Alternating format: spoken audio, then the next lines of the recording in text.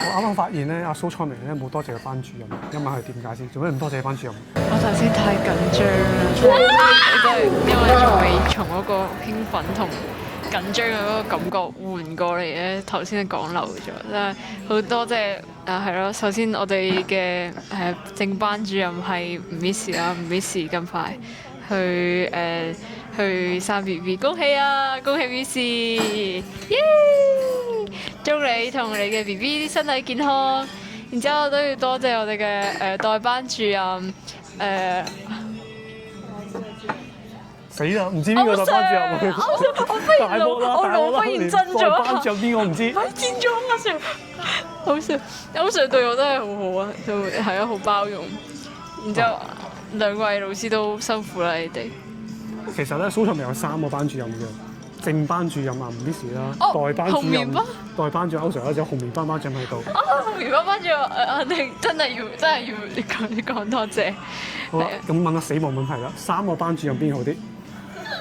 肯定係阿 Sir 啦，阿 Sir 帶我去非洲，然之後又帶我去即係覺得啊吳 Miss 唔好啦。吳 Miss 咧又好好喎，唔係即係話我哋點講咧？吳 Miss 咧係要照顧到好多，即係我哋班有37個人，好多人。然之後兩位班主任咧，佢睇即係要 focus 晒咁多人，就話得好辛苦，所以我相處嘅比較多應該係同林 Sir 咯，因為我哋紅棉班得20幾個人啊嘛，但係吳 Miss 同埋歐 Sir 真係好辛苦，尤其係歐 Sir 近排都好辛苦，因為忙緊我哋班近排即係咁多人咧，可能平時做開數學老師，忽然有咁多工作要忙咧，好攰，辛苦啦。咁我想八卦下啦。呢個紅棉班班主任同埋啲正嘅班主任，因為紅棉班今年第一次試啦，咁樣同時有2個班主任，嗰種風格會唔會爭好遠啊？我可唔可以再聽多次？即係紅棉班班主任你先有噶嘛，跟住咁會唔會咁樣出現咗一個新嘅風格？即係兩種班主任有2套唔同風格，會唔會好奇怪啊？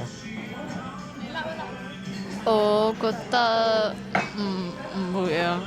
即係例如好似我做班主任啦，你知我嘅風格係比較 freestyle 噶嘛。係啊。係啊，同其他班同你全個班主任好唔同噶嘛。咁我想問下你咩感受？我覺得紅棉班其實好好玩咯，即係尤其係首先4位老師嘅嗰個課程其實都可以學到好多嘢。然之後尤其係林 Sir 一開始我哋開學時候講嘅係哲學，我嗰一下上堂嘅嗰一下我就喺度諗我係點樣入到呢個紅棉班嘅咧？居然係咁樣，然之後但係好輕鬆啦，即係嗰個氛圍好輕鬆，內容咧就係真係好抵，因為出邊學唔到。嗰啲高級嘢嚟㗎嘛。哲學好似去咗大學啲哲學係要俾啲叫做智智商有餘嘅人先可以教㗎嘛。咁但係有2套唔同嘅要求風格，會唔會覺得好矛盾啊？其實我覺得2種教學方法其實都係幾好㗎，即係針對唔同嘅呢個情況嚟講。即係會互補多個矛盾係咪啊？係啊，互補多個矛盾，即係有啲學生可能真係對哲學呢啲嘢咧，就覺得學嚟冇用咯，好乜嘢咁樣嘅呢啲嘢，即係話覺得可能 focus 翻喺。我同你解釋過，我好難判斷一樣嘢，你學完之後有冇用？你學完有冇用個關鍵唔係喺我身上邊啊嘛，係用嗰人身上邊啊嘛。咁我就算搞一樣嘢係有用，你唔去用，咁都係冇用㗎。係，但係就係可能有啲學生就係 get 唔到呢一點咧，所以可能就會覺得傳統嗰啲教老師好似啱啲啊咁咯。所以我覺得紅棉班呢一點好正。啲人話紅棉班好卷啊，我睇下幾卷啊。呢個就啱啱攞完呢個 Grand Award 嘅微微，你係做緊乜嘢？3更半夜去做化學。紅棉班人有幾卷？你睇下，又係有佢嘅女主角啊，微微。而家係機場等飛機嘅時候，又喺度做數學啦。究竟係數學功課多滯啊，定紅棉班嘅人卷呢？咧點解呢個高二紅棉班冇乜功課做嘅？嗱，首先係咁嘅，我哋數學功課最近用緊紙，並沒有用簿啊，所以我冇辦法。